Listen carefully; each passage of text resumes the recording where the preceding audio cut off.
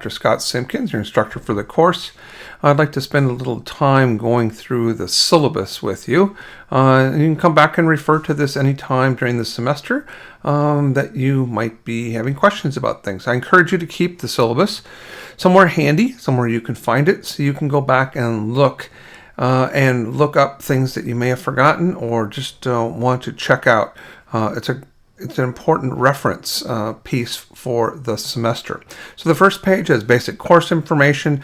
Typically throughout, you'll see boxes in blue. That's important information. For example, contact information here, right, where you can get a hold of me. I'm the department chair, so I'm in the economics department office. My phone number's there. Email is there. Email is generally the best way to get a hold of me. And I have office hours every day except Friday, different parts of the day. So typically on Tuesday and Thursday right after class, and Monday and Wednesday mornings. There are important dates, when to drop, when the last day to drop the course, last day to withdraw, last day of the class, final exam. That's important. Don't schedule flights or other activities that you need to be away from campus on that day. Unfortunately for us, it's the very last day of finals week, so hold that Friday, December 13th, 1 to 3 p.m. time slot for the final exam. You've already gotten information about signing up for Remind. We'll use that throughout the course. I'll do email. I'll use Blackboard extensively. I'll talk about that in just a minute. Course materials, the McConnell and Brew and Flynn textbook. It's an e-textbook. You already have information about that by going to the Start Here portion of Blackboard course shelf for the course and engaging in the first Learn Smart activity that will actually take you out to the McGraw-Hill site where the textbook is and other digital resources. So that's the first thing. Again, what's in the blue box here, if you have taken ECON 200 or 201 in the previous semester in spring 2019 or in summer, the access that you had then will allow you to get to all the resources for this course as well. Okay. Also highly recommended, and I just sent an email about this as well, the Wall Street Journal. Right now, I don't know how long it's going to last, but $1 for 15 weeks. It says here, I know $1 a week and $15 for the semester.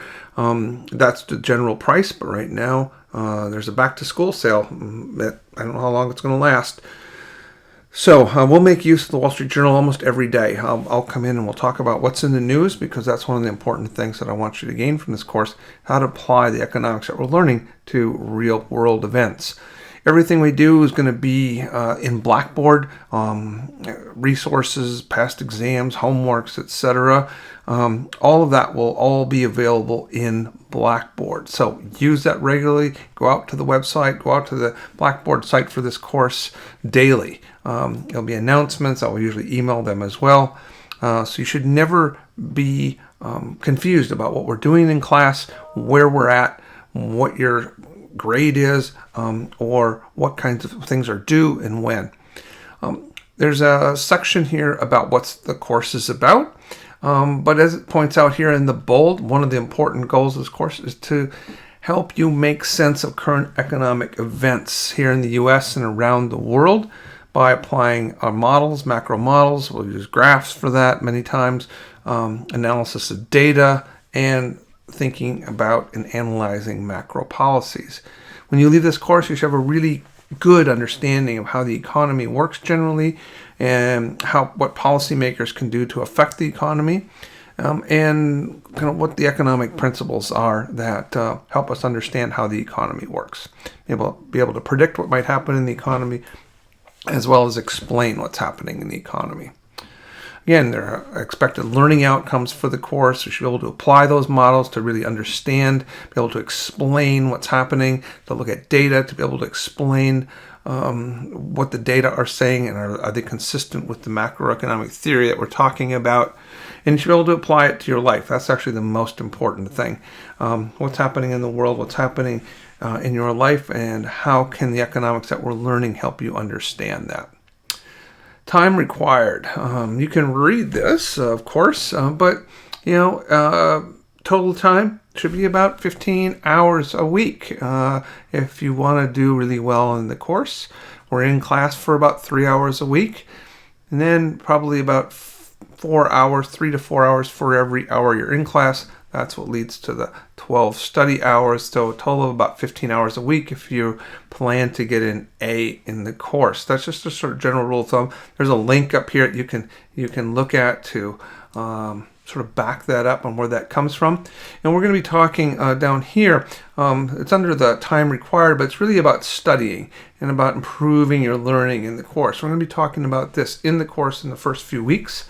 And there's a section in the Blackboard course site that discusses that. So useful study strategies, not just for this course, but for all your courses.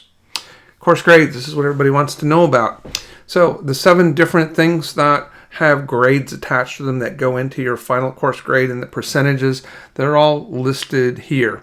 Just-in-time teaching exercises, Learn Smart modules, or these readiness assurance tests, RATs, in-class activities that we'll do almost every class, homeworks, tests, and the final exam. You'll see that they're distributed throughout the course, so no one thing has a ton of weight. That's intentional, and so you'll be getting feedback. You'll be getting lots of different activities. There's something going on almost every day. There are things that are due almost every class period, or certainly every week. So things are distributed throughout the semester. What follows right after this are explanations of the different kinds of assignments that have grades in that list above. Exams, Learn Smart modules. You're already working on the first Learn Smart module for the course. Those are done before we cover materials to get you ready for that materials, to have you go through the chapter so that when you come to class we can work on things related to that chapter and you have some background about that. Just-in-time teaching exercises. They're again, things that are done before something's going to be covered in classes, to have you read something, watch something, do something, and then provide a brief response online that we can use then in class. We'll be talking about these readiness assessment tests. They're done before class, and you do them as a team in class as well. And again, those are related to chapters that we'll be covering in the text, and I'll say more about that in class. Homework assignments, those are pretty standard. They come after we've gone through a chapter or two, and homework sets that will help reinforce that material. So if you have questions about your score, you should ask me about that soon after they're handed back. Group work. You can work in groups, but your work should be your own. There's a fine line there. Copying of homework, as it says there, is considered a violation of the university's policy on academic dishonesty. And I'll have more to say about that in just a moment. Makeup work, extra credit. No makeup work and no extra credit. So partly that's because you get to drop the lowest grade on every one of the graded activities except for the final exam. So there's some forgiveness built into the system already. If you need to be gone, if you're sick, something comes up, you get a flat tire, all that's sort of built in. You get to drop the lowest grade in the course. So you should save those dropped opportunities. You shouldn't count on that up front and use them up. You should try and save those just in case something unexpected happens. Then you'll be safe. Academic integrity, expectations. There's a whole section on this. It says read carefully in capital letters, right? So you violate the policies here, and at a minimum, there's a 2-letter grade reduction in the final grade, and perhaps more likely a failure of the course. I generally don't have a lot of problem with this in my classes, but just to be clear about the kinds of things that are included here: cheating, plagiarism, changing grades, helping other people with plagiarism or cheating, even if you're not the one specifically doing it, giving false information, all the kinds of standard things. They're included in the student handbook as well. And you can look at the university policy on academic dishonesty. There are links to policies and procedures throughout the syllabus that you can look into if you have questions about any of this. So I'm going to ask you to put a statement on each exam, each thing that you hand in, indicating that you have abided by the policy on academic integrity, right, on each one of these assignments. Attendance. If you're gone, it's a Tuesday, Thursday class. If you're gone more than 4 times, that's 2 weeks out of the semester. You'll have a 1.5 percentage point penalty on your final grade for each absence beyond 4. So you can see the example there. If you're gone for 6, if you miss 6 classes during the semester, that's 3 whole weeks of classes. You got your 4 sort of free passes. And after that, you would lose for the other 2, 1.5% percentage points each, so 3 percentage points off that 80%, and you'll have a 77%. If you're late to class, you may not get points for things like readiness assurance tests, so be sure and be prompt to class as well. Again, policies, the university policies on makeup work, attendance are listed here. Links to those are listed here. Disruptive conduct. I don't generally have a big problem with that. We're doing active things in the class all the time. But just in case, you can look at the policy for that. One of the places where that comes up is with cell phones, potentially. I'll have more to say about that after we talk about the Americans with Disabilities Act. If you have a disability, a documented disability, make sure and contact the Office of Accessibility Resources in Murphy Hall. If you need accommodations of any sort and they're documented, that's the place to go. That needs to get done before you come to me to say that you need some sort of accommodation, extra time, or a quiet space, or whatever it might be. I'm here to help with that process, but you need to talk with them first, and that needs to be documented. There's a process for that. Okay, so make sure and talk with them. The university's policy about cell phones is, they're prohibited. You can check the policy. Might seem draconian to you, but that is indeed the policy. So I'm going to ask you to keep those cell phones out of sight and on silent or off during class, unless I'm asking you to look something up. That may happen from time to time. But other than that, those cell phones should be put away in your book bag, somewhere where you're not able to access them, where they're not causing problems or disturbances for others, or distractions, I should say, for other people. If you need to use a tablet or laptop for a particular reason, you just need to talk with me individually about that, and we can discuss that. But I'll be talking about that in class as well, and some of the research about that. It's actually better to take notes by hand rather than with a digital device. There's some significant research about that. So policies to abide by, they're pretty standard, pretty basic, right? Get to class on time, stay for the whole period, have things ready when class begins, and make sure that your name and section number, your team number, all that's on anything that you hand in. You'll be using folders to do that, but so things will be kind of together with your team, but just make sure so they don't get lost when I take them out and put them together with everyone else's. In the blue box, no food or drink in the classroom. That's a College of Business and Economics policy. If you have water bottle, okay. But beyond that, really need to keep that to a minimum. So a variety of other policies on things that are related to the class, related to just academic policies in general. They're all listed here. One of the things that is important that you should really take a look at, right, is this repetition of courses and grade replacement policy and the undergraduate course withdrawal policy. In particular, the repetition of courses and grade replacement policy. That changed in spring of last year. Now you can only have up to 16 hours of repeated courses. Those are courses with a grade, not a W, but a grade. And we found that some students are bumping up against that limit. Once that happens, you cannot repeat any more courses or you will need to leave the university. So take a look at that policy and be familiar with that.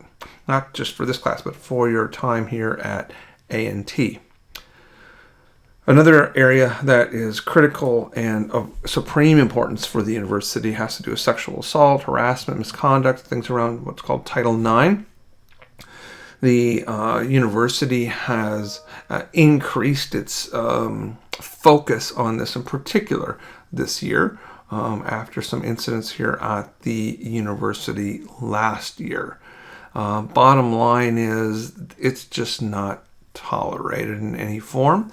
And what's important for you to know as students is that if you come to me or you come to another faculty member and you begin discussing some incidents of sexual misconduct or relationship violence, it's our responsibility, our legal requirement that we need to share that with the Title IX coordinator.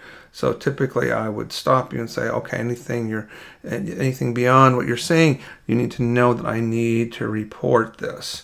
It's not to keep you from disclosing things, but it's to actually make sure that you know that that information is going to get shared and can be used to help you in your situation. So it's important for you to understand that.